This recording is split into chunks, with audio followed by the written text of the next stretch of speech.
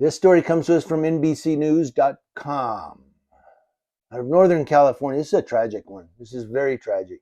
And it's one where the family is just not going to get justice. The sister of a woman whose torched body was discovered in a dumpster last year slammed Northern California prosecutors after they dropped charges against two men accused in her death, citing the case's link to racist and derogatory text messages that have shaken a local police department. It's out of Antioch Police Department. Nicole Eason told NBC News that the messages, which were released earlier this year after a joint investigation into the Antioch PD by the FBI and the Contra Costa District Attorney's Office, should have had no effect in the prosecution of Ashton Montalvo and D'Angelo Boone, who were being tried for the killing of this woman, and now they get a free ride. Montalvo and Boone were charged with arson and mutilation of human remains in the October 17, 2022 death of Michaela Charlman, who was only 25. Both pleaded not guilty to the charges. I don't know, maybe they were not guilty. Who knows? They pled not guilty.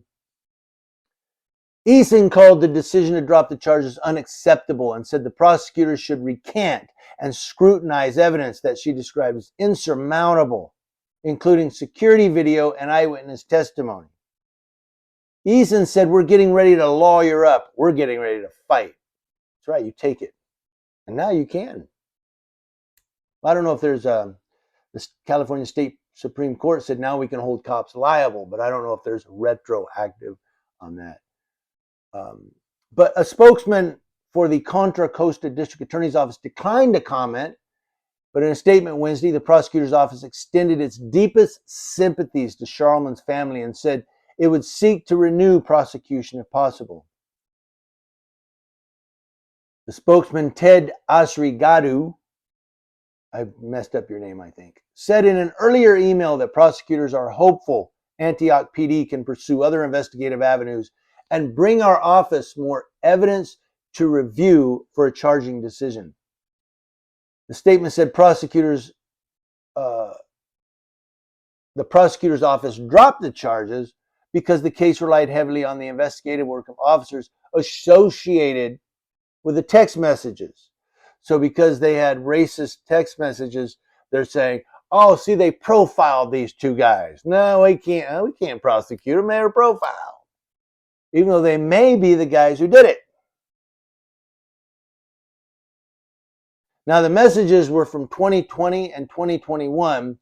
They were sent and received by dozens of officers. I think I did an editorial on this one, if I'm not mistaken, including homophobic slurs, racist images, and the casual discussion of using less lethal weapons on people, including the city's mayor, who is black, according to an investigative report compiled by the Contra Costa DA's office.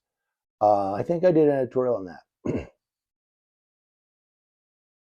California's Attorney General opened an investigation last month to determine if the police department engaged in a pattern and practice of unconstitutional policing, or what we call profiling. Asrigadu, said Wednesday's announcement marked the first time the prosecutor's office has dropped a felony case linked to the messages.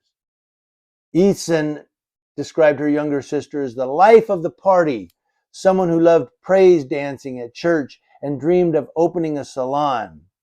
She fell in with friends who were into drugs and began experimenting. And that's possibly where she died from an overdose.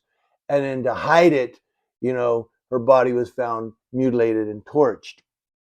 They're thinking these two guys did it. These guys who are accused of torching and mutilating her body.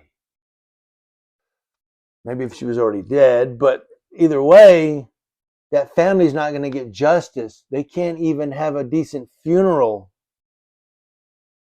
for this girl because